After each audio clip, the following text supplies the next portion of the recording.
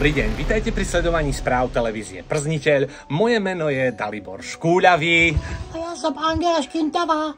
No a kto si ich obľúbil? No počkaj, ale tak vyloženie obľúbené napríklad je u vraždníka Tadeáša a taktiež u môjho otca. A u papagája mojej švagrovej. No v každom prípade sa tešíme, pretože dnes je to netradične z kvetinárstva o radodajnej Vierke, ale prepáč, povedz tomu rekvizitárovi, tomu blbcovi, že nám tu dal obrovský kvetinač. Rasťo! Však mňa vôbec nebolo vidno. Rasťo, prestaň! Daj to preč! Tak vážení diváci, nasledujúca reportáž, tak toto bude naozaj jedna veľká bomba. Môj kolega Dalibor Škúľavý zavítal do obce Vegánske Šproty a my sme celí v napätí, že či padne Guinnessov rekord.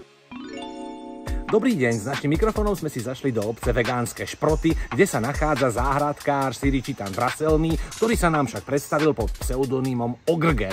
A my máme jednu úžasnú reportáž. No konečne, už vás poľda čakám. Prepáčte, trochu sme sa zdržali, ale divákov zase musí potešiť, že tu dnes padne Guinnessov rekord. No dúfam, Doriti, že bude sľúbená odmena, čo už mi smedlo v krku. K odmene sa iste dostaneme, ale najprv divákov televízie Przniteľ informujte, čo sa vám podarilo vypestovať. No nič moc, ale je to bomba. Bomba je to. Pevne veríme, že to bude bomba, no a ja divákom prezradím, vraj ste vypestovali metrový egreš. Áno, metrový, možno aj dvoj, ale nemôžete tú odmenu dopredu. Pán Ogrgel, ja si myslím, že diváci by naozaj chceli vidieť výsledok vašej práce, tak nám ten egreš ukážte. Tu je. Prepáčte, pán Ogrgel, ale toto vyzerá na obyčajnú gumenú loptu. Jak lopta? Však včera manželka urobila 400 džemov z tej istej odrody a 200 litrov pálenky. Ďakujeme krásne pánovi Ogrgelovi, pre televíziu Przniteľ Dalibor Škúľavý. Román, bal techniku, ideme domov.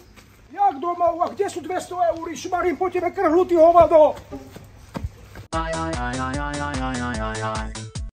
Tak a nasledujúcu reportáž, počkaj, od ktorej strany by to bolo lepšie. No prepáč, Angela, ale kto dal tú kosačku opäť dopredu? Ach, Dalko, veď to je rekvizita. No nechajme to tak. Vážený, ja som bol v obci Rihácké Pamflety a táto reportáž má v skutku už až hororové prvky. Je to tak. Ticho, veď si to pozrite. Nasledujúca exkluzívna reportáž je doslova unikátna. S naším štábom sme si zašli do obce Rihácké Pamflety a navštívili sme rodinu, ktorá žije po celý život v úkryte. Pán Rádiu Zmetený síce nebol zhovorčivý, ale našťastie vďaka jeho manželke sme dostali súhlas na nakrúcanie. Haló, čo si prajete? Pán Zmetený, prišli sme urobiť krátku reportáž. Bude to naozaj iba chvíľočka. Manželka šla kúpiť niečo do obchodu, ale rýchlo sa vráti a musíme ísť do krytu. Vysvetlite nám, prosím, prečo ste sa rozhodli žiť v kryte. Hej, pane, veď vy nesledujete situáciu. Veď môže byť každú chvíľu vojna.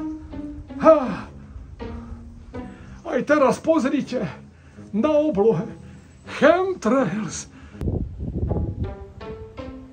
V našej televízii sme už divákov informovali, že mnohé americké štáty zakázali chemtrails, avšak pre mnohých je to stále iba hoax. Ako hoaxi? Veď som si dal urobiť rozbor vody. Je tam samá otrava, bárium, hliník, stroncium.